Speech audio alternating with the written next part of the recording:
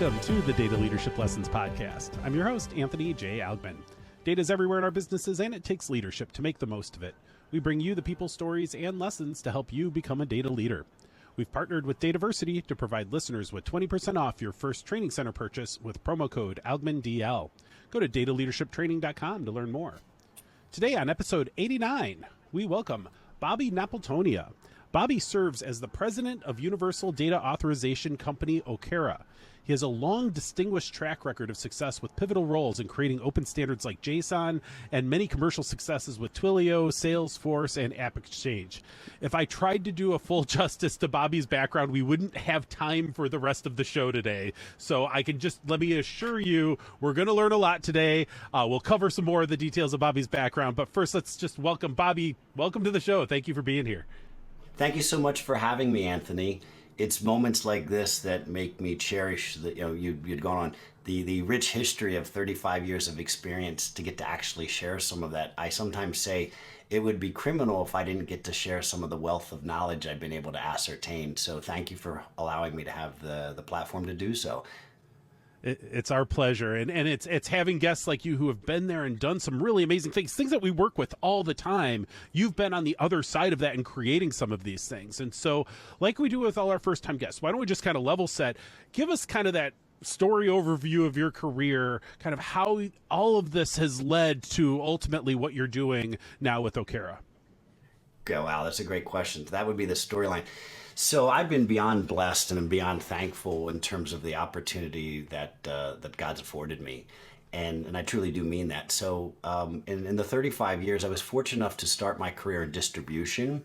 And it's actually still a privately held family business called D&H Distributing. They're one of the last people standing. The other two actually got acquired most recently by private equity. And they've been around for about 100 years. So you may ask yourself, how does a 100-year-old company be in technology? It wasn't around. And what they really got was the distribution model down. And I was very fortunate that I started selling Sperry green screen terminals. So this is really a long time ago.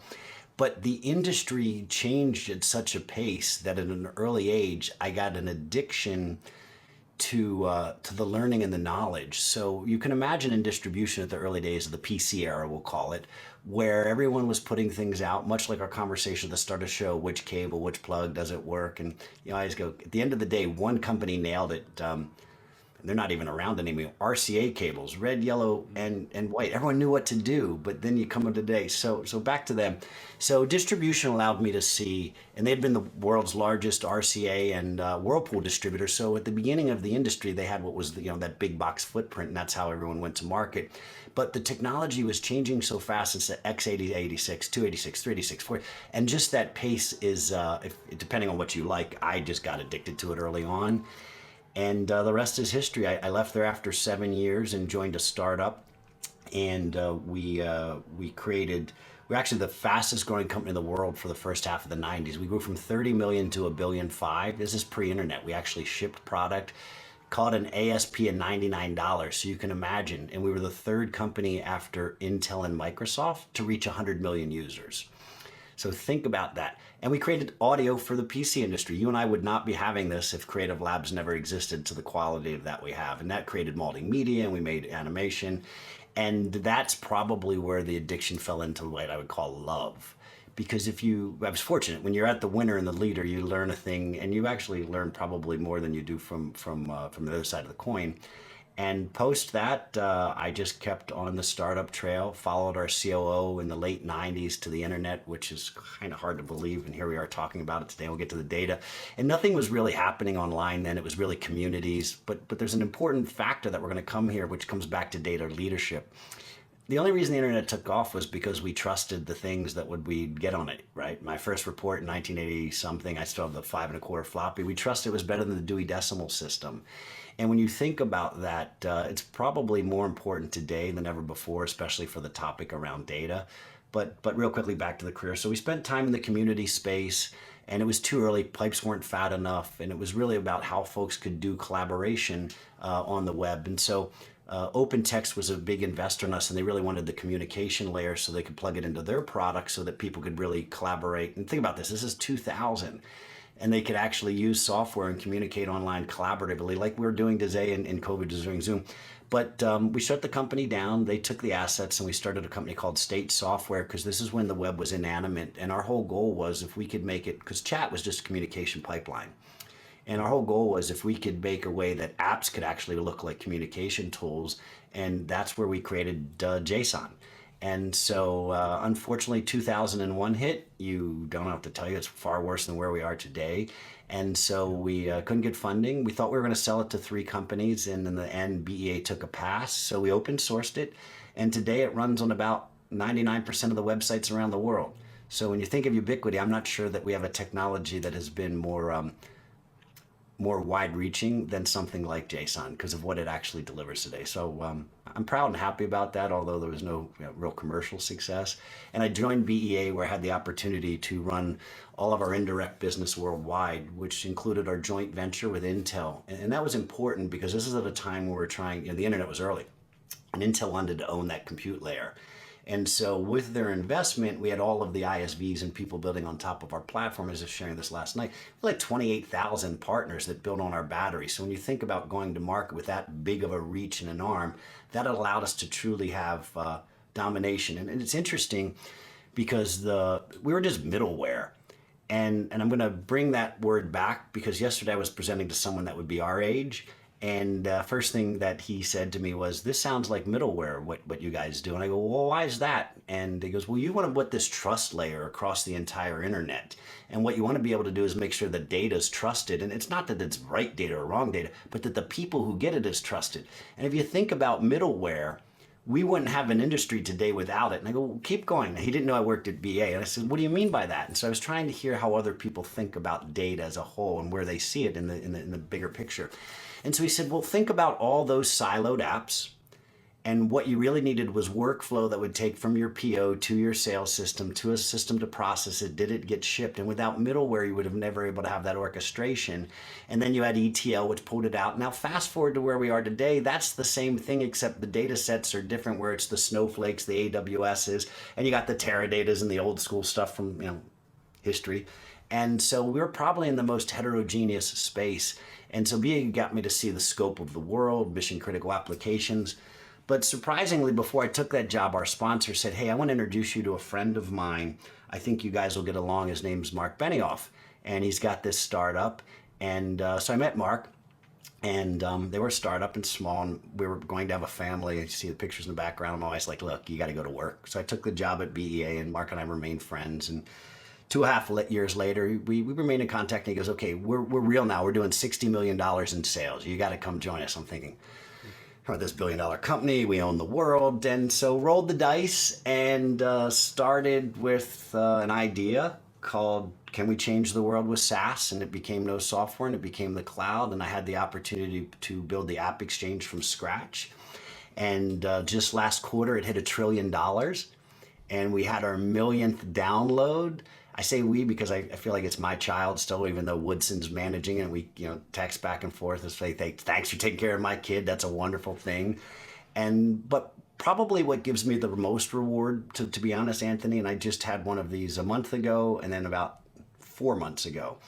So, and I could pull up my phone and read it to you. It might be better for a different time as prepared. I get notes, and I got a note from this entrepreneur, and he said, I just want to say thank you for creating the app exchange. We just sold my company, and my other founder bought a Lamborghini, but I want to appreciate you for helping us. So I've created a portion of mine to help educate other founders like myself how they can actually have a business on the app exchange. And to me, that was rewarding. Think about the amount of lives we change, and not for the people on Sand Hill Road, but the people. And so you'll hear a mantra of who I am and what I are is, how do we help? My mother gave us not us who, and it was sort of something that we as 3 boys lived by and carried throughout our careers. So I joined Mark. I spent 4 years at Salesforce. We grew from 60 million to $1.4 billion, a familiar story in which a great portion of the business. And I would argue we may have created the greatest moat this industry has seen. And I say that because let's think, who's not replicated? A bunch of small companies. Has Microsoft? No. Has Oracle? No. Has SAP? No. Has Apple? Kinda, but for consumers. Has Google? No. Think about all of those names and all of that money and all of those customers, and yet they've still never tried to reproduce anything that's truly changed the industry. My addiction then led me to something big. You'll see a theme here, Anthony. I try to look at technologies that at least 80% of the world will consume. Because if you do that and you just get 10%, you still have a multi-billion-dollar organization. So at that particular point in time, the smart grid was coming up. I'm a pointy piece of the spear believer in technology. So at this point of this time, joined a company, and we had 6 customers, 2 suing us, 1 stole our technology, and we hired a CEO, a gentleman named Gary Bloom. We turned the company around. We created a platform, but how we did that was through the data. And so if you start thinking, this is my first, we always had data, but the data was really for the first time consumerish data in the smart grid. And that data is so important because they have to bill. And the only way a utility goes to jail or gets fined is if they bill someone incorrectly. And so all of a sudden you have a new technology, digitization, just like we're seeing in every industry. And we had what middleware-ish that put in there, and it could make sure that everything worked and that the consumer would always be billed correctly. And so we went and lit up 17 different countries, became a standard, and then the next thing was over. We got bought by Siemens, because once you become that big enough in an inertia world like smart grid, because we all consume electricity, it's probably 97% of the world. And I left there after that and got a call from a buddy of mine over at Bessemer who said, hey, listen, we got this hot technology company. We're struggling a little bit. And given your background, you understand telco. At BA, we powered 9 out of 10 telcos, so we're very intimate in terms of true dial tone 9 and failure. And the company was called Twilio. And so I joined Jeff and spent about just under 18 months there. Surprisingly, myself, a CMO and a CPO, all left simultaneously. I think it was just the timing for everyone. But the part I'm very proud of, and I'll say I pull this out every now and then, is just as happening because it was out yesterday. This is actually, after 6 months being there, this is the $1 billion business model plan where it takes me a while to ascertain what things work, but this was the entire flow of the model. And people always say, "Oh, don't keep bending it, get it forward, get it picture framed." I go, there's no big in that. I get to pull it out, and it gets me some smiles every now and then. So. I spent that much time at Twilio. We figured out the business model. If you think about that, we really created how APIs sell today, how to charge, how to price for them. We could backtrack into Salesforce. We created all those words and jobs you see today, CAC, LTV. That all came out of our world. And so I love that we get to set the precedent, because if you set the table, you can invite everyone to come, and then it's just a jump ball and let the customers decide who and what they want. So post Twilio, I then went and spent some time in transportation and shipping, trying to learn that macro big industry. If you look at the supply chains today, they're pretty messed up. That industry is not ready to be digitized because it's so deep in what I would consider, I can't use the word on air, but there's a lot of under the table stuff that goes on that you would just go, now I see why our supply chains are like that. And it's just because it's fragmented and pushed down so much throughout the entire industry. And then just before I joined Okera, we had sold our last company as COVID came on board. It was probably the right thing to do. And my goal was to figure out what's next. And so I have a daughter, she's 16 now, and we went to Disneyland. And I spent about 6 months searching for what to do, just because I'd like to figure out something fun. By the way, I don't not do anything. During my time off, I teach a class at the NASDAQ Entrepreneurial Center, and I try to adopt one female founding CEO a year, first timer. And I usually try to pick a topic that's near and dear to me since I said I have a kid. The 2 that I'm actively involved with, one is reimagining the transportation system, the largest in America, a company called Zoom.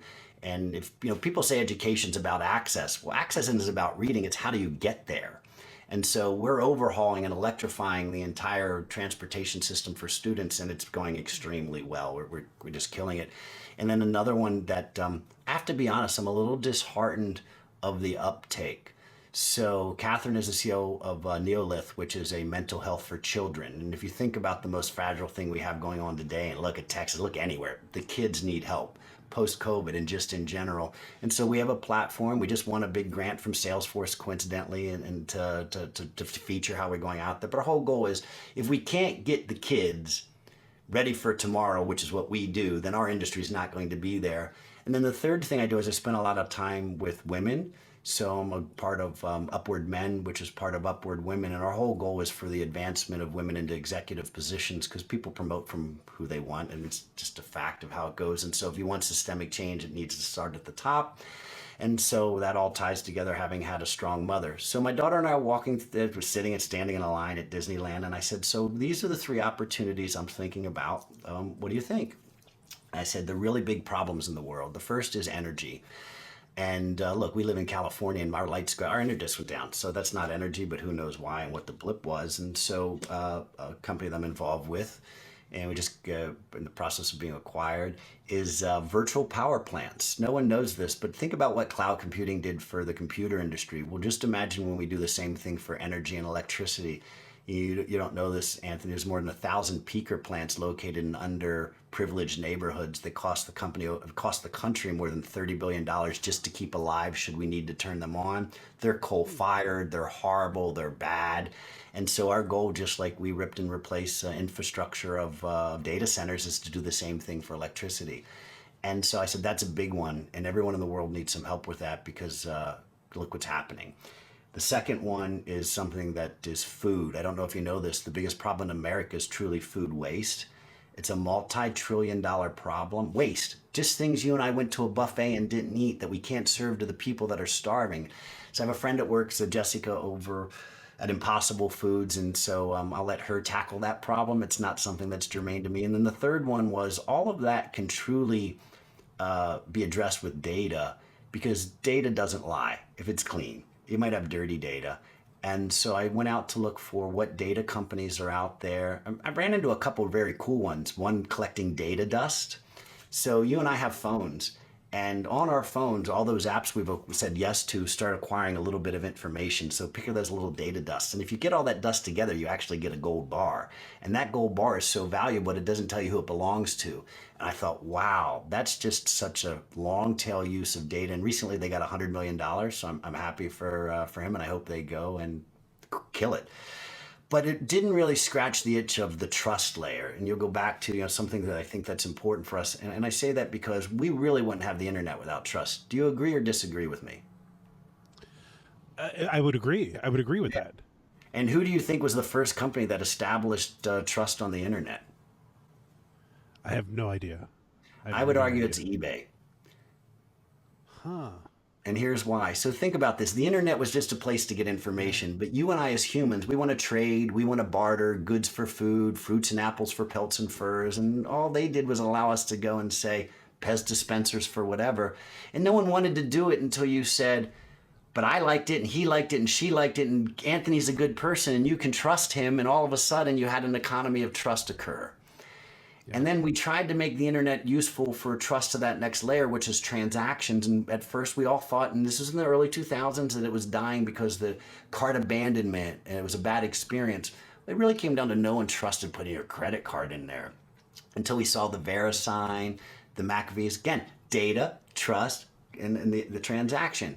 And so all of a sudden you had a big boom that e-commerce started taking off. And we didn't have an innovation of trust on the internet until this guy got online and said, hey, my name is, I forget his name, but we'll go, my name is Bobby Napiltonia, 555-1212-0000 is my social security number. And if you get breached, I'll pay for you. They sold for $7 billion to Symantec, and every day you can see an infomercial.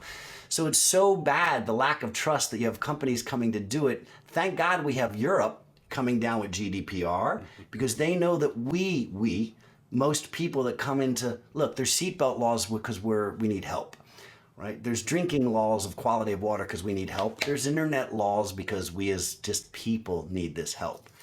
And so you go on to that trust and you say, okay, so if LifeLock was the last one, I would argue that it happened to be in the room at Salesforce.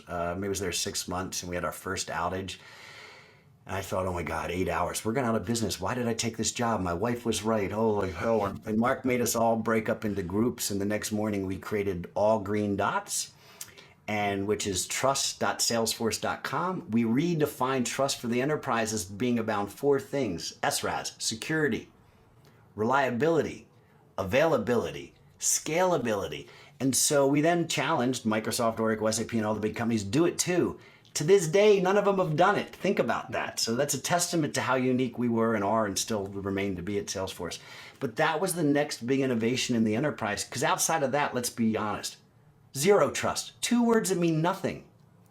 So where Okera comes in is putting in this trust layer, so that the people that are supposed to see the data should, and there's other people doing it, the people that shouldn't see it. And that's the most important thing, because by nature as humans, we're curious and we want to see things, and we may not know the responsibility associated with seeing those things. And so here I am at a company 5 months in, and I couldn't be more excited because of who the customers are. To be honest, I didn't believe someone could tackle such a big, hard problem. It perhaps could be one of the most difficult that I've seen in the world today, just because if you think about all the data sources, all the things, who can see it, it's far greater than middleware, because we have, again, the most heterogeneous IT landscape we've ever seen. Shit from 30 years ago all the way to what's tomorrow. And like, it's never been this crazy. It's like Wild West. And so we need a governance layer to come help people. And recently there was an event called Airside, and a bunch of companies spoke about the importance of trust, including the World Bank, Snowflake, some of our customers. Because at the end of the day, we're going to get to the point as consumers. I mean, let me ask you one question. How many things come to your email box that you don't care about or don't want or never ask for? Oh, 100 a day. Right. Is that fair to you? Shouldn't you just be able to tell those people stop? I mean, what if you had a button that said, push this button, and all of a sudden 10 million emails flooded who sent that to you, and they were shut down for a week? I mean, like, that's the app I want to go kill for us consumers, that we just get that spam. You hit that button. Guess what? Spam would stop tomorrow. Yeah. Imagine you sit outside and your UPS or your mailman comes, you go, I don't want that junk mail, keep in your car. After he got through the neighborhood, he'd be like, I can't deliver junk mail anymore. I mean, it's criminal how companies get away with treating consumers the way they do. And at the end of the day, all you and I have is our name, our identity, and our information. And no one should do things with it they shouldn't, including send me emails I don't want. Yeah, I'm still amazed that I still continue to get robocalls on every phone I have. Like, how have we not actually? I have 2 robo killers. Yeah. So I want to get into the actual interview of this, but my first comment is not for you, Bobby. It's for everyone else who's listening. See, I told you that this is why it was a difficult introduction. I mean, you've been everywhere, and what has been great to hear, as you reflect on that, it wasn't about your personal successes or the money or the any of that stuff. It was how you made a difference, how you solved a problem, how you were engaged in helping people with big problems. And that's inspiring to me, because that's what we should all aim for. And I find that the older I get, the more it means it's not about me. It's not about that outcome for myself. It's not chasing the big payout. It's about how can we contribute to humankind or to things that really matter. And so I appreciate Do you have children? That perspective you have. Yes. Do you have children? How old? Son who's 11 and twin daughters that are 7.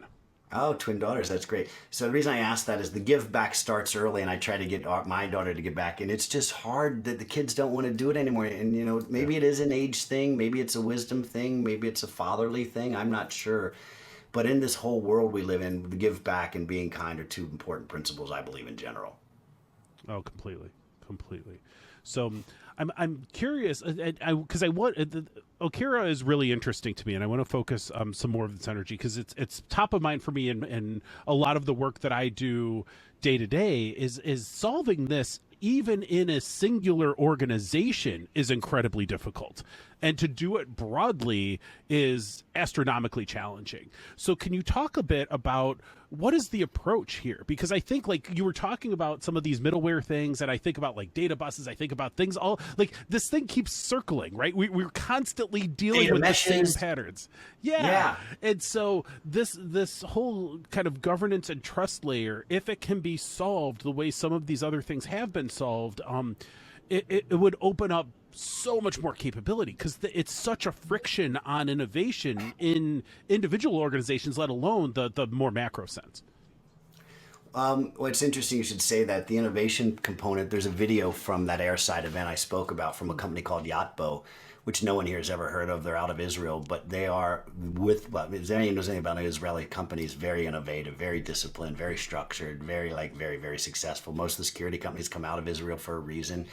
Anyway, they showed how they used Okera to turn their 297 engineers to look like 1,000 because the productivity they were allowed to give by unleashing a governance layer across all technologies so that they could bring breast to bead in. And if they didn't like it, swap it out immediately and not have any connection to any of the other people whatsoever. And so it was a very timely and important way for it to occur. Awesome. Yeah. Awesome. So how do you do this? Like, what is what? That's a what, good question. So I've been here 5 months, and this particular segment was somewhat new to me, as I shared. And so I really want to understand, by the way, this whole sector category is struggling a little bit because it's early on, who to sell to, who has the problem, what to do. And so it's really rather interesting. I would argue that inside some companies, it's kick the can. And I say, like, everybody knows it's a problem, but it's ostrich time. And so I say that, like, let me ask you the question. Who should care within an organization? CEO, for sure, right? Then, but it happens, who's he turn to? The CTO, the CIO, the CDO? So they start asking CSO. So the first thing a CEO says, hey, Mr. CISO, I need you to secure my data. He goes, I'm not the data guy. That's the CIO. It's the data guy. I'm not the security guy. We don't secure data. CDO, I just hired him. I'm the digital guy. We don't have it. So the can gets kicked to who does something. So if you don't have an owner, here's the sad part. Then you have the privacy, governance, and compliance people, which typically are smart, but lawyers. They're not technologists. So it'd be like you and I being dropped into an operating room. I wouldn't know what to do. It's like putting them in a tech world. They don't know. They just want the problem solved.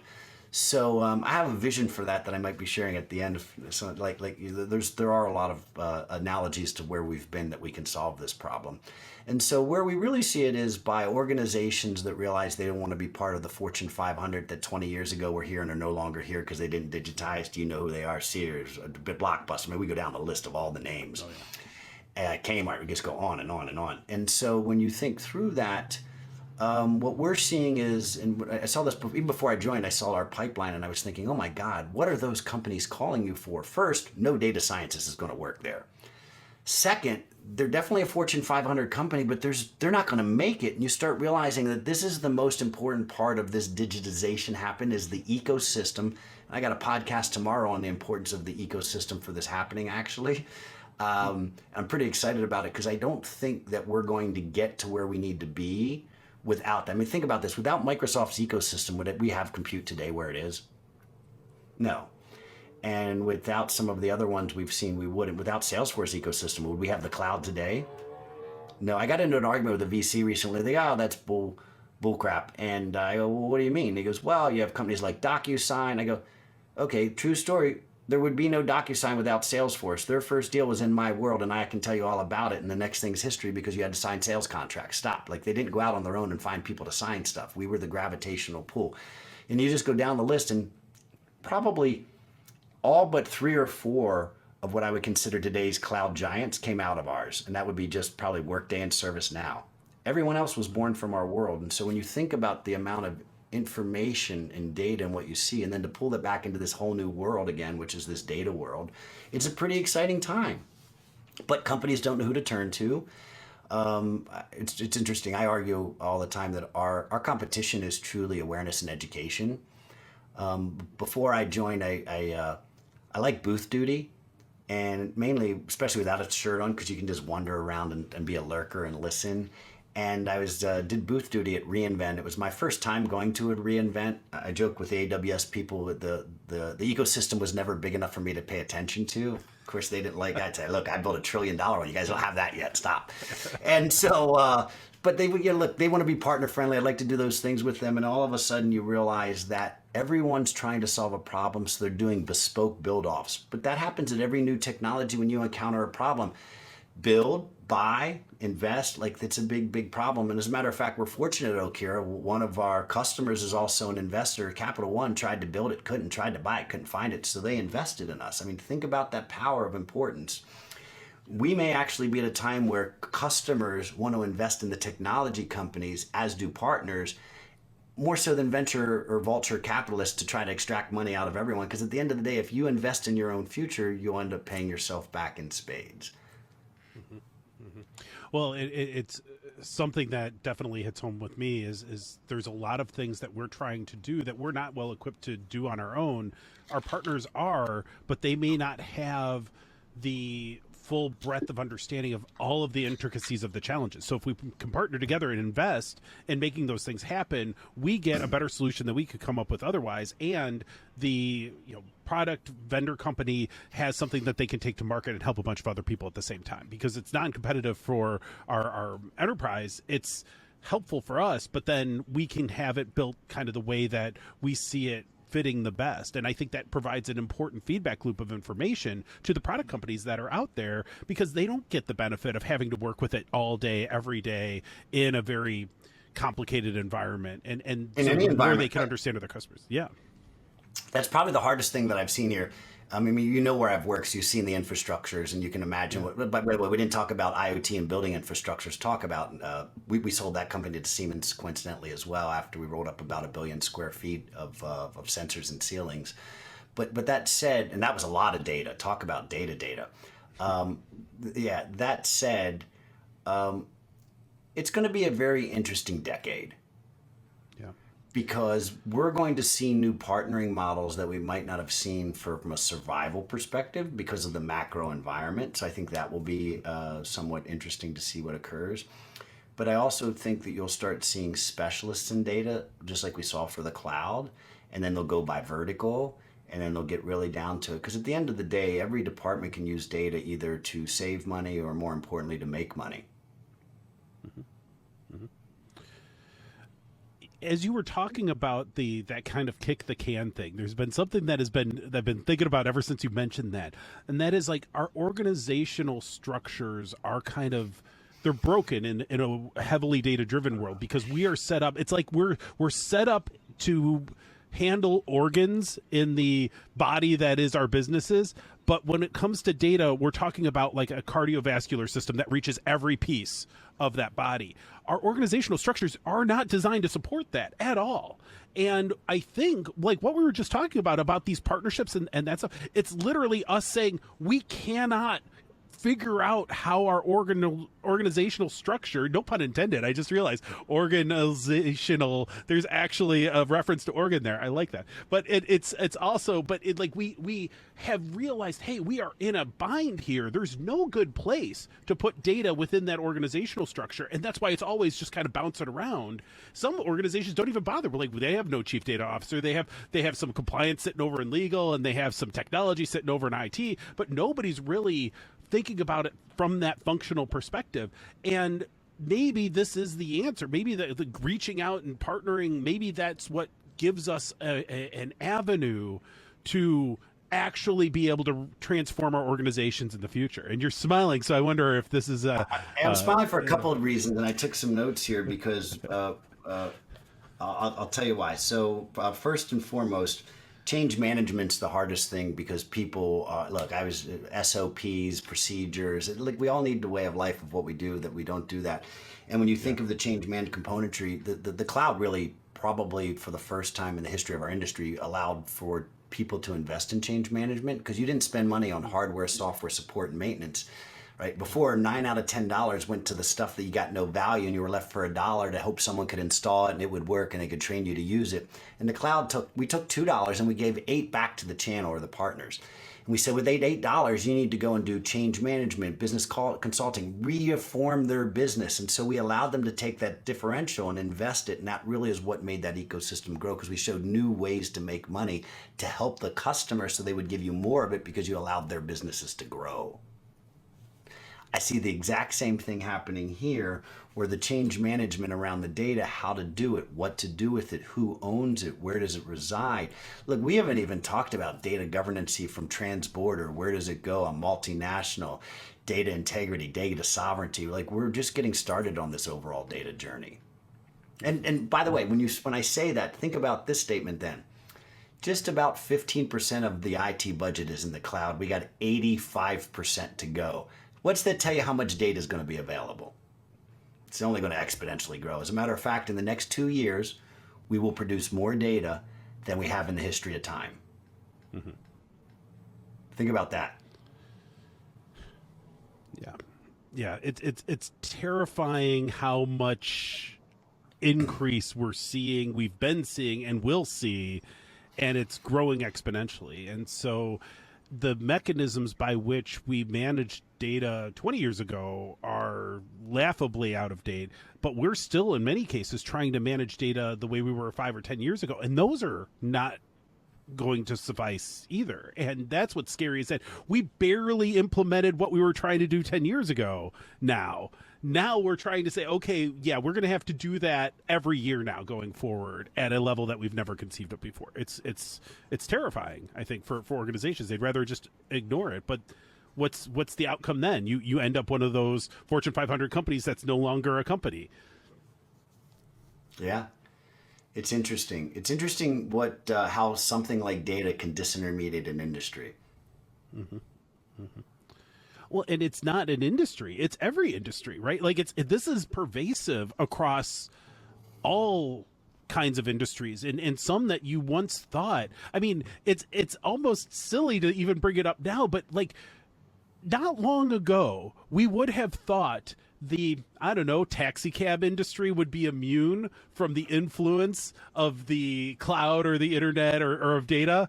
That's now your prime example of what you might say has been disrupted by. There's no safe place that you can hide from these things at this point, and it is absolutely essential that we stop just dumping resources into things that provide little value. And that's where like this trust layer and just the facilitation of understanding governance and understanding the rules of engagement for data, to me, those are things that are table stakes. Those are things that everybody should have.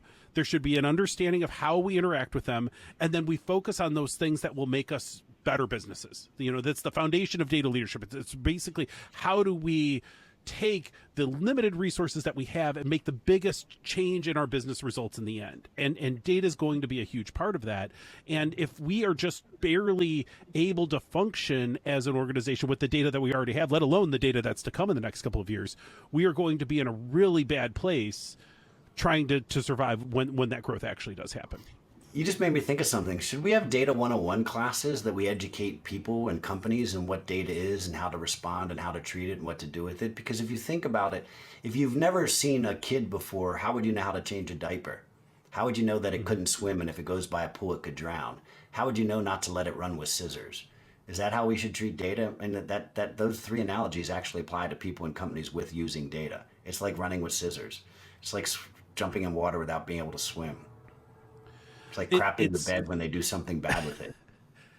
And I like your analogies because they are kind of basic, fundamental, like, needs principles here. Like, it's, first off, we'd love to do better, but let's not destroy ourselves from a lack of knowledge first. And then let's try to use the stuff productively, because if you aren't at least aware of how to keep data from destroying you, you're not going to be able to start using data to improve a bunch of things and create monetary value or what have you. And so I think you're right.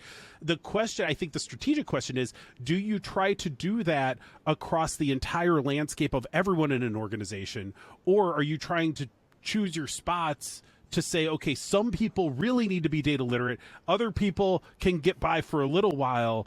It's that question of, is data literacy something that is universally important, or is it selectively important?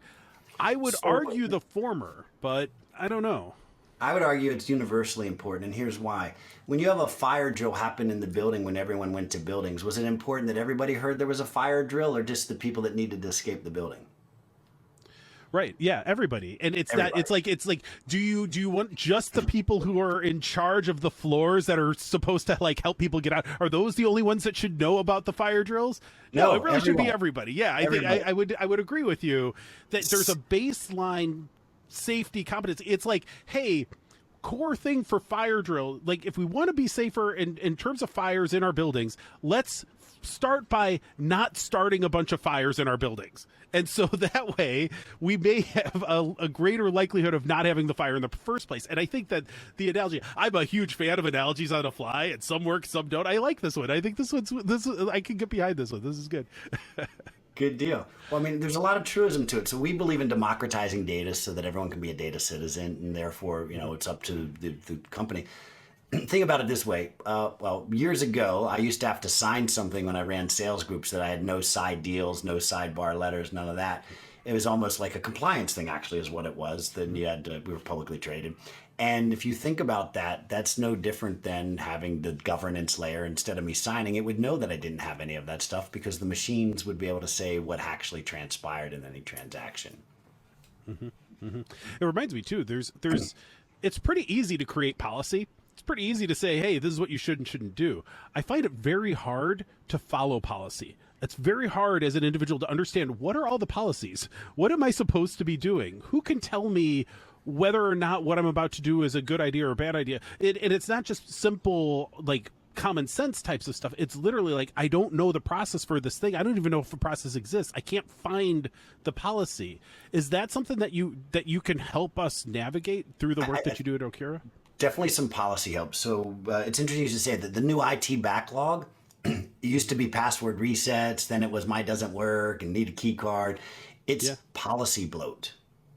The two biggest service now or tickets or anyone is policy bloat, and I'll get back to that, and then it's really I need a report. So if you democratize the data, the actual people could get it. You never have to do a report, log a ticket to get a report to get done. But policy bloat, we have one customer that comes up with new policies because you always can, but they manage their policies in a JSON file, which only allows for 80,000 characters. So every time they come up with a new policy, they have to pull one of the old, they used to, now they don't. They used to have to pull an old policy out and hope that no one would violate it because of their way in which they was. So what we actually do is one centralized policy regardless of the system.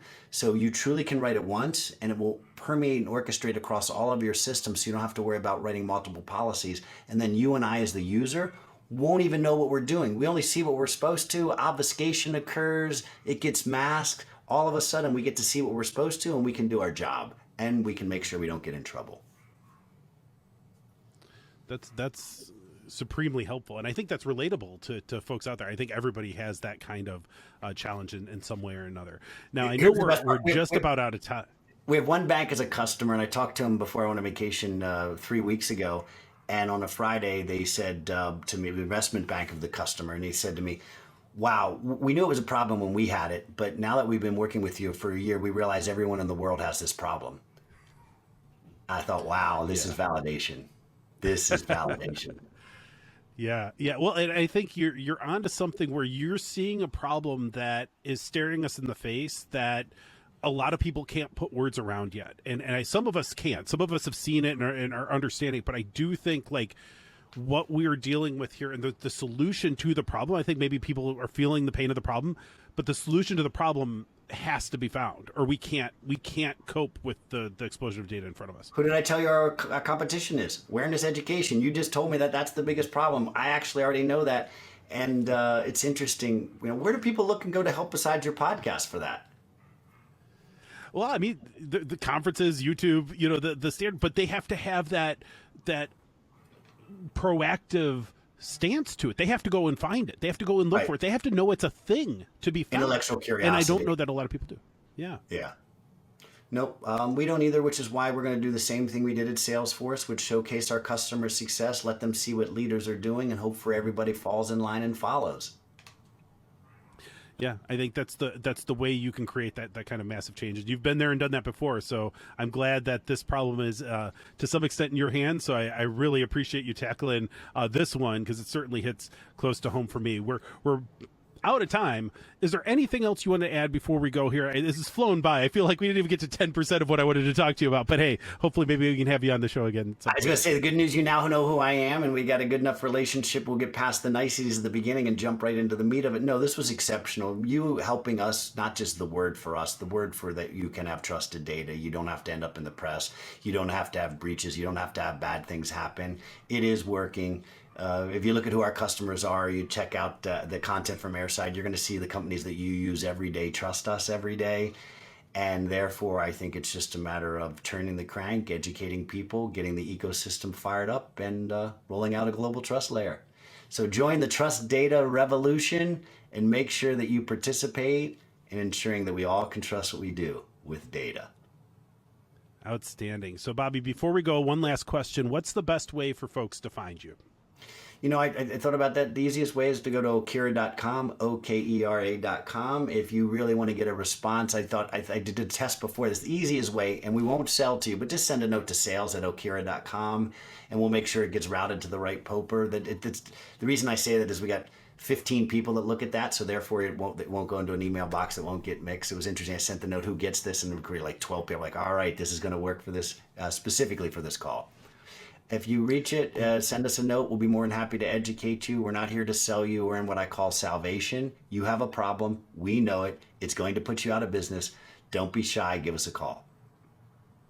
And we'll include those links and some links too to like some videos from the Airside event and other good information in the show notes for this. So check those out and certainly reach out. So Bobby, I can't thank you enough. Thank you so much for being on the show today. Thanks for having me. I can't wait to the next one. Have a great week. I'll see you in Chicago, hopefully. Outstanding. And thank you all for joining us today. Go to dataleadershiplessons.com to subscribe and check out past episodes and accelerate your journey with training at dataleadershiptraining.com. Stay safe during these unusual times and go make an impact.